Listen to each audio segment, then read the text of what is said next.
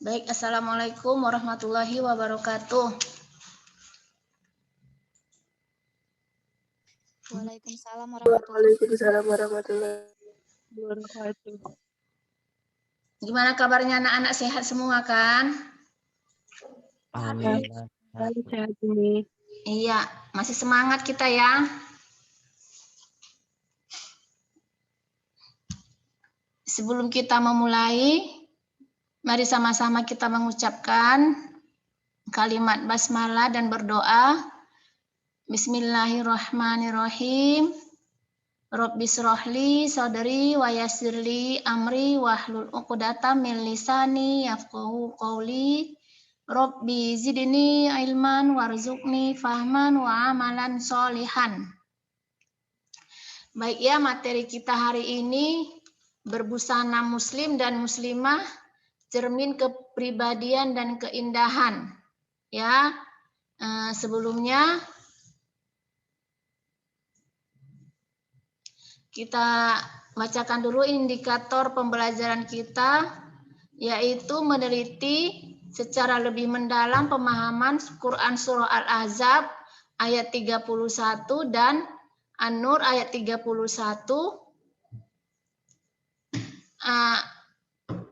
tentang berbusana muslim dan muslimah.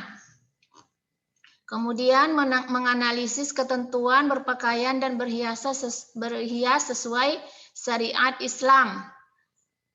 Kemudian menjelaskan makna yang terkandung dalam Al-Ahzab ayat 59 dan An-Nur ayat 31 tentang berbusana muslim dan muslimah. Kemudian menyajikan keutamaan tata cara berpakaian dan berhias sesuai syariat Islam. Kemudian berhias dengan merawat tubuh dan bahan-bahan alami yang terdapat di alam sekitar dari tumbuhan seperti lidah buaya, tomat, timun, bengkoang, dan lainnya. Kemudian menampilkan contoh perilaku berdasarkan Quran Surah Al-Ahzab ayat 59 dan An-Nur ayat 31 sebagai dasar dalam menerapkan berbusana muslim dan muslimah melalui presentasi, demonstrasi, dan simulasi. Kemudian memberikan contoh perilaku berdasarkan ayat-ayat Al-Quran dan hadis-hadis lainnya sebagai dasar dalam menerapkan berbusana muslim dan muslimah. Baik ya, sebagaimana kita ketahui ya, bahwa umat Islam itu wajib menutup auratnya. Nah, apa itu aurat? Memahami makna busana muslim dan muslimat dan menutup aurat. Nah, makna aurat itu, aurat berarti itu artinya malu ya, secara bahasa pengertiannya itu malu, aib, dan buruk. Nah, kata aurat berasal dari kata awira yang artinya hilang perasaan. Jadi, aurat itu adalah malu. Nah, itulah yang kita tutupi. Ya, aurat itu adalah yang harus kita tutupi. Baik itu dari segi perasaan ya, perasaan malu ataupun aib ya, aib itu juga harus ditutup ya. Jadi sesuatu yang buruk, sesuatu yang memalukan, sesuatu aib itu harus ditutup. Nah, makanya wajiblah menutup aurat. Menurut istilah dalam hukum Islam, aurat adalah batas minimal dari bagian tubuh yang wajib ditutupi karena perintah Allah Subhanahu wa Ta'ala. Nah, jadi aurat itu adalah yang wajib ditutupi. Nanti ada batas-batasannya. Nanti akan kita jelasin ya di modul kita di psikologi, bahwa aurat itu ada aurat bagi laki-laki dan aurat bagi perempuan ya. Nah, kalau aurat laki-laki itu adalah apa yang di antara pusat dan lutut. Nah, itulah yang harus ditutupi ya, di antara pusat dan lutut. Kemudian aurat perempuan itu adalah seluruh anggota tubuhnya, seluruh tubuh kecuali muka dan telapak tangan ya, muka dan telapak tangan. Telapak tangan itu artinya di sini ya, bukan telapak tangan ini. Jadi menutup aurat bagi perempuan dan laki-laki kecuali muka dan telapak tangan. Nah, bagaimana dengan orang yang bercadar? orang yang bercadar itu boleh saja ketika mereka itu tidak sholat. Kan tetapi ketika sholat itu cadar harus dibuka. Jadi muka ini harus nampak ketika sholat. Kalau ketika keluar tidak masalah pakai cadar ya. Ada yang mewajib itu masih khilaf ulama, ada yang membolehkan, ada yang mewajibkan cadar dan tidak, tetapi mayoritasnya itu tidak ya. Tetapi kita boleh memilih mau pakai cadar atau tidak. Yang jelas aurat perempuan itu adalah seluruh tubuh kecuali muka dan telapak tangan.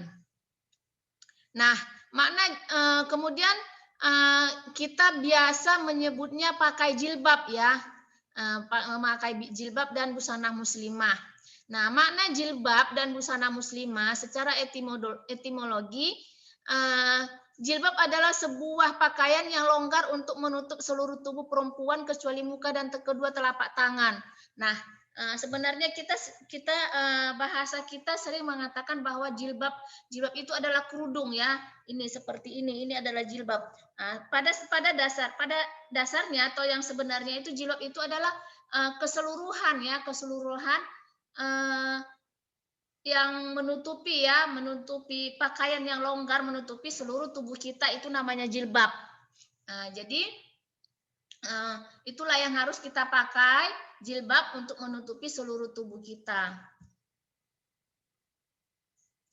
Nah, dalil-dalil dari Al-Quran tentang perintah menutup aurat itu adalah terdapat di dalam Quran surah Al-Ahzab ayat 59 yang berbunyi, ya ayuhan, bentar ya.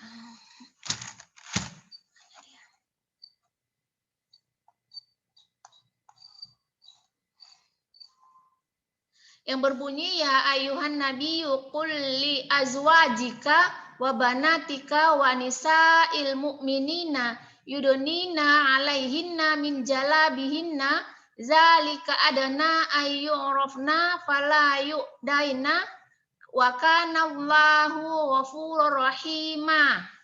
Yang artinya, wahai para nabi, katakanlah kepada istri-istrimu, anak-anak perempuanmu dan istri-istri orang mukmin, hendaklah mereka menutupkan jilbabnya ke seluruh tubuh mereka. Yang demikian itu agar mereka lebih mudah untuk dikenali sehingga mereka tidak diganggu, dan Allah Subhanahu wa taala Maha Pengampun, Maha Penyayang. Nah, di sini Allah memerintahkan kepada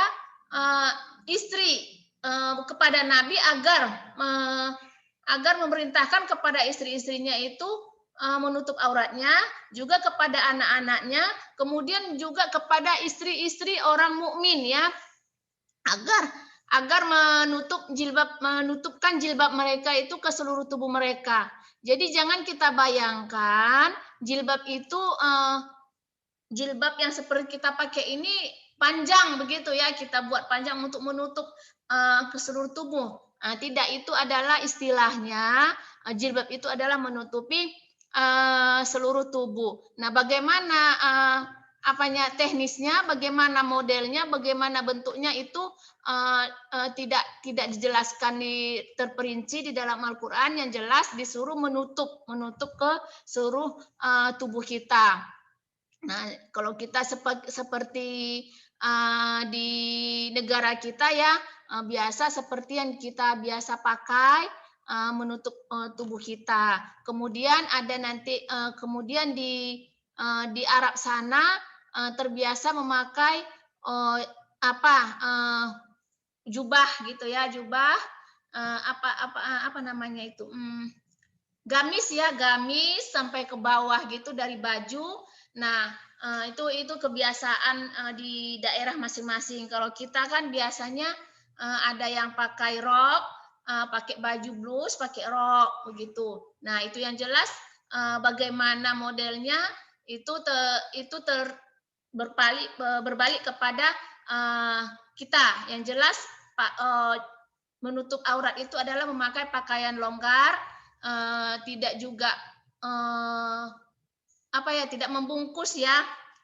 Ada pakai jilbab tetapi membungkus, jilbab dinaikkan.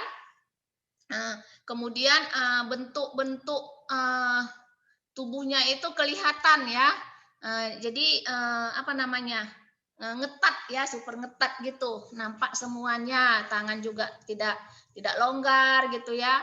Ini juga ngepas gitu. Kemudian jilbab dinaikkan. Nah, itu tidak menutup aurat, sama saja namanya membungkus ya, seperti lepat dibungkus, itu namanya membungkus tubuh.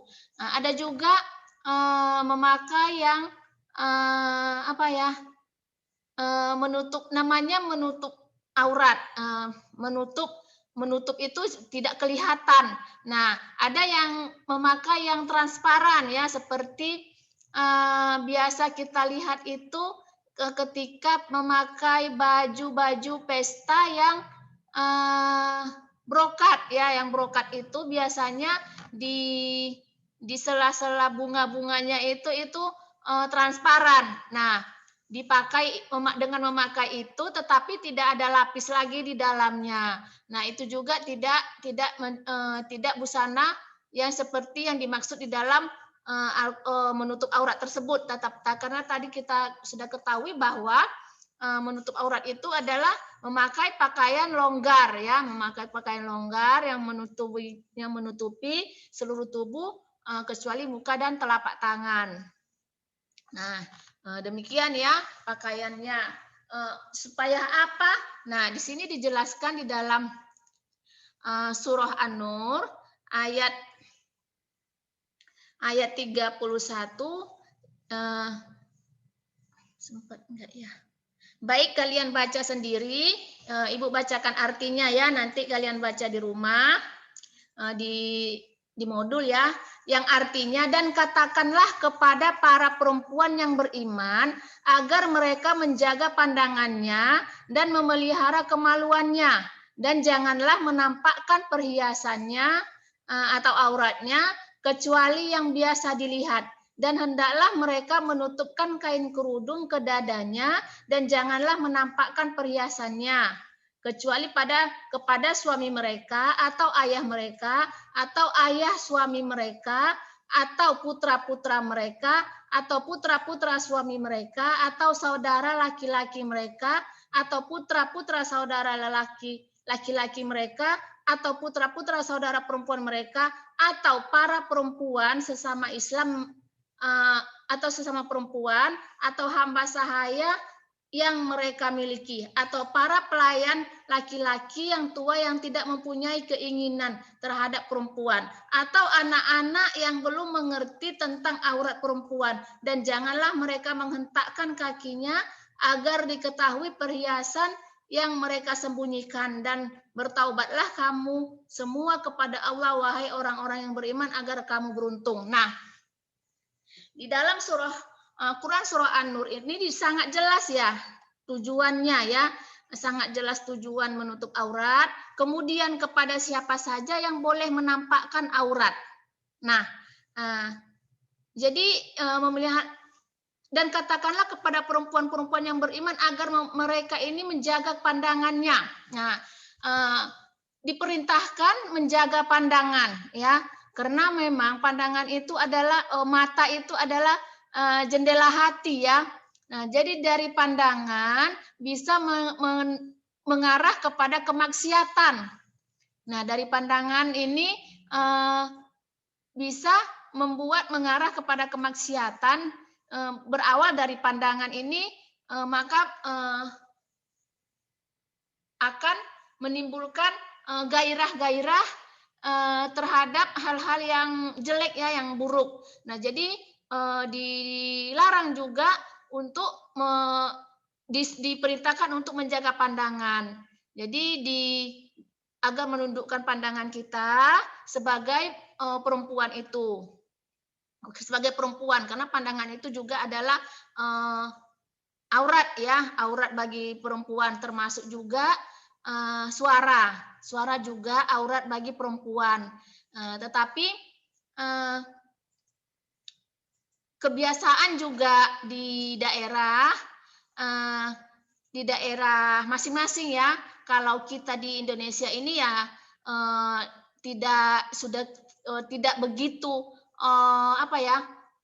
Kalau masih suara itu sewajarnya, masih dia tidak berlebihan, tidak menggoda, tidak menimbulkan nafsu, tidak mengapa ya, tidak mengapa untuk berbicara didengar oleh lawan jenis. Tetapi yang dimaksud suara itu adalah suara yang menggoda, ya ada yang suara yang contohnya suara yang mendesah-mendesah, memang sengaja dibuat untuk menggoda para pria. Nah, itu tidak dibolehkan ya, harus dijaga pandangan dan suara sebagai seorang perempuan.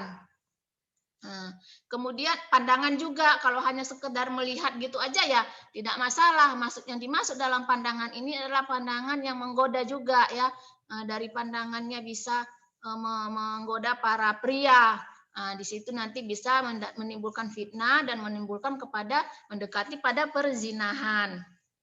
Nah, kemudian memelihara kemaluan ya, memelihara kemaluan ini juga harus dijaga ya. Memelihara kemaluan harus dijaga. Salah satunya menjaganya itu tadi menjaga memelihara pandangan dan menjaga agar suara kita juga jangan membuat orang laki-laki itu menjadi naik birahinya ya. Nah, ini biasa di jalan, di tempat-tempat umum memakai pakaian-pakaian yang sangat minim, menimbulkan birahi atau nafsu bagi laki-laki. Dan janganlah menampakkan perhiasan. Nah, tidak juga menampakkan perhiasan. Nah, ini juga tujuan dari menutup aurat tadi, supaya tidak terlihat perhiasan kita, supaya tidak menimbulkan fitnah, karena perhiasan wanita itu adalah termasuk juga aurat ya. Seperti yang biasa yang inilah yang kalung apa semua tidak boleh terlihat ya. Kalau yang biasa-biasa misal di tangan cincin gitu ya, mungkin tidak begitu mencolok ya, tetapi memang dianjurkan supaya tidak menampakkan perhiasan, kecuali yang biasa terlihat ya, seperti cincin itu kan biasa terlihat ya. Apalagi misal perhiasan yang biasa terlihat itu ya bros jilbab biasa terlihat, jadi yang biasa, kecuali yang biasa terlihat seperti cincin itu biasa ya terlihat. Kemudian gimana dengan kalung? Disengaja kalung itu panjang gini, nah itu tidak biasa terlihat, itu namanya berlebihan ya, itu mencolok. Nah, itu yang dimaksud tadi yang tidak biasa terlihat, itu tidak boleh menampakkan perhiasan, kecuali yang biasa terlihat. Ada cincin bolehlah. Dan hendaklah mereka menutupkan kain kerudung ke dadanya. Nah, ke dada gini ya, bukan dinaikkan begini. Nah, gini ya. Di dada gini kan banyak tuh udah pakai kerudung, kemudian dililit-lilit, nampaklah dadanya gitu ya. Atau yang biasa dulu sempat booming itu pakai punuk ya, seperti punuk unta di sini, ya itu tidak boleh ya. Pakai apa namanya di sini? Ditambahi lagi kayak dinaikkan gitu ya, seperti punuk unta, itu tidak boleh ya. Jadi memakailah jilbab seperti sewajarnya, yaitu menutup dada seperti ini ya, menutup dada ya, tertutup dadanya. Hendaklah menutup kain kerudung ke dadanya, dan janganlah menampakkan perhiasannya ya, tadi sudah kita bahas, kecuali kepada suami ya. Dan janganlah menampakkan perhiasan kepada suami atau ayah. Jadi kepada suami boleh, kepada ayah boleh, kemudian atau ayah suami, berarti mertua boleh, atau putra-putra mereka, kepada anak-anak boleh. Kemudian atau putra suami mereka. Putra suami itu anak tiri kita. Nah, mungkin anak tiri kita tinggal bersama kita dan suami kita, itu boleh ya. Atau saudara-saudara laki. Nah, atau abang kita atau adik laki-laki kita boleh. Atau putra saudara laki-laki, ponaan ya, ponaan kita yang laki-laki boleh. Atau putra saudara atau putra-putra saudara perempuan ya, ponaan kita dari kakak atau adik kita perempuan boleh. anak-anak kita, ponakan kita itu ya, atau para perempuan ya, sesama perempuan boleh ya menampakkan perhiasan, menampakkan aurat kita. Nah, jadi hanya kepada mereka atau hamba sahaya, kalau kita punya hamba sahaya sekarang tidak ada lagi ya, atau para pelayan laki-laki yang sudah tua. Nah, misal ada tukang kebun kita atau yang kerja di rumah kita tetapi sudah tua yang tidak ada lagi nafsunya kepada perempuan, itu boleh ya, tidak punya ada nafsunya kepada perempuan, atau kepada anak-anak yang masih di bawah umur boleh ya menampakkan perhiasan atau menampakkan aurat kita ya. Jadi itu ya, itulah batasan-batasan yang diizinkan oleh Allah untuk menampakkan aurat tadi ya, menampakkan perhiasan dan janganlah mereka menghentakkan kakinya agar diketahui perhiasan yang mereka sembunyikan. Nah, jangan misal kita punya kaki nih, di kaki ini biasa kan orang pakai gelang kaki seperti orang India. Disengaja jalannya dihentak-hentakkan agar nampak itu tadi, agar kedengaran gemerincing di kakinya, itu dia punya perhiasan di kakinya, itu tidak boleh. Jadi bukan hanya di kaki, mungkin ya di tangan juga ada gemerincing, gelang-gelang yang gemerincing itu ya sengaja dinampakkan. Atau seperti yang sekarang orang pakai jilbab, sengaja di kuping ini dikeluarkan sedikit gini agar pernah ya kalian lihat itu, agar nampak nih anting nih di dalam nih ya, itu juga tidak boleh ya.